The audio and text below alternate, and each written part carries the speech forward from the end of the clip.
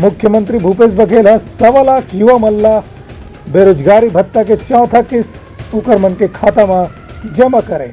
मुख्यमंत्री भूपेश बघेल आज बेरोजगार युवा मन ला करीब 31 करोड़ रुपए से अधिक की राशि उनकर खाता में ऑनलाइन तरीका से जमा कराएं।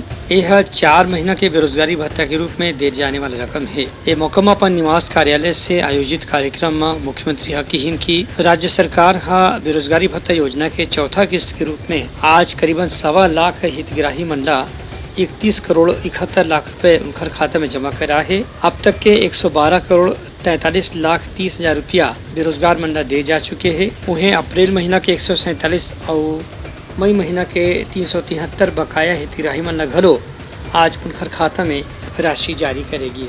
ए बेरा में मुख्यमंत्री हकीन की राज्य सरकार के ऐसा प्रयास है कि बेरोजगार युवा मन ला उनकर रुचि के अनुसार कौशल के प्रशिक्षण दे जाए और कौशल के प्रशिक्षण प्राप्त करे के बाद उनके अनुसार रोजगार भी प्रदान करे जाए। ए बेरा में मुख्यमंत्री कतकोन बेरोजगार युवा मन ला नौकरी के नियुक्ति पत्र घलो प्रदान करीन।